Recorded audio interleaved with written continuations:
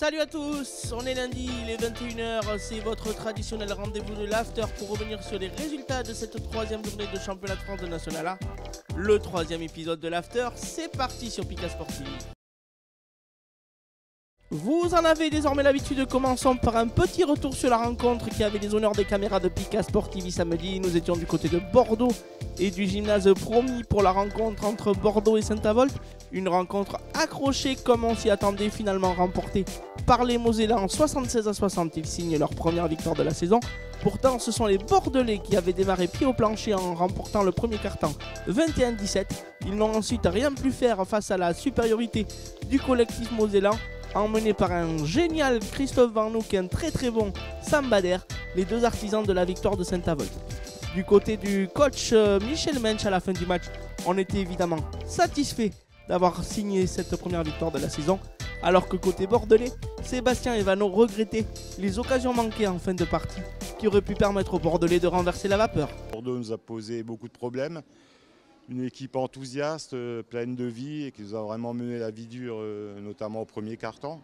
Ensuite, à partir du moment où on a réussi à passer devant, je pense qu'on a déroulé après grâce à une meilleure défense.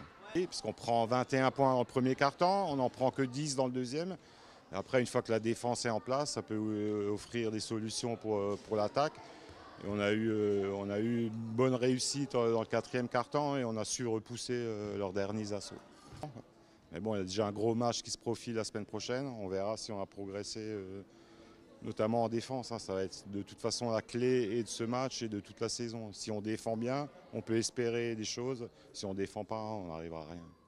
C'était un peu chaud, c'était physique. On se rend compte que ce championnat est finalement plus compétitif peut-être qu'on l'imaginait. Sur les 3 premières journées, en tous les cas, on a des bonnes ou des mauvaises surprises. Mais cette équipe de Bordeaux, à mon avis, va en embêter plus d'un. On a affronté une belle équipe de Saint-Avold et on a été très content de notre entame de match qui a été plutôt positif et où on a pu faire face à cette équipe.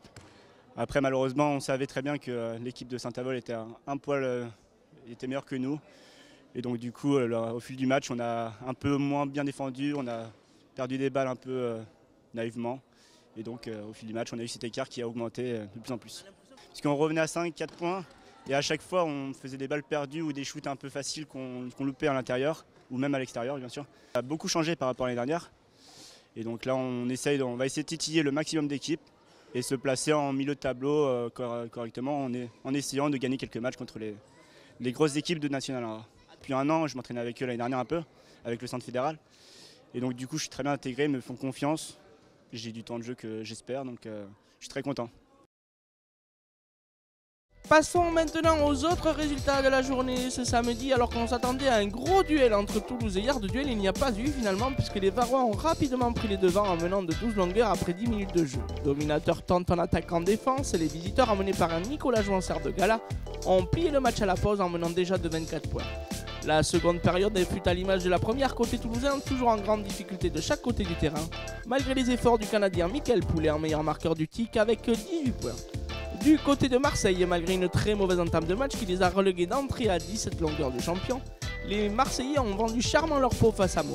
Grignotant en partie leur retard avant la mi-temps, les coéquipiers de Jean-Alexandre Alper, meilleur marqueur du HSB avec 20 points, sont revenus à moins 8 dans le Money Time avant de s'incliner de 10 longueurs face à une équipe de Meaux pas très convaincante ce samedi.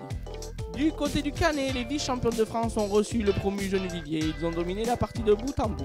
Les Azuréens, qui avaient déjà plié la rencontre après 10 minutes de jeu en menant 19-6, se sont baladés toute la soirée, offrant un vrai feu d'artifice offensif à leur public de la part de ses canonniers habituels.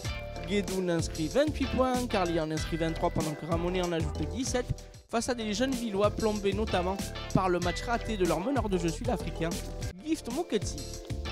Du côté de Lyon, pour leur 3e déplacement d'affilée, les protégés du président Philippe Véraud, je veux bien sûr parler du Puy-en-Velay, ont fort bien géré leur match chez le promu en se mettant à l'abri dès les 20 premières minutes.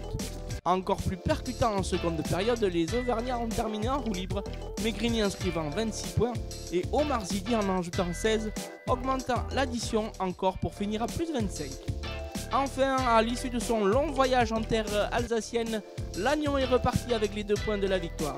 Mais tout ne fut pas aussi simple pour les partenaires de Franck Etavard, qui a dû batailler ferme durant les 30 premières minutes de jeu face à des Alsaciens qui ne voulaient rien lâcher. Au classement, évidemment, tous ces résultats ont des conséquences importantes puisqu'il ne reste que 3 équipes invaincues désormais. L'équipe de hier est en tête avec 3 victoires évidemment et un goal average positif de 103, devant Le Canet et Meaux qui suivent ensuite.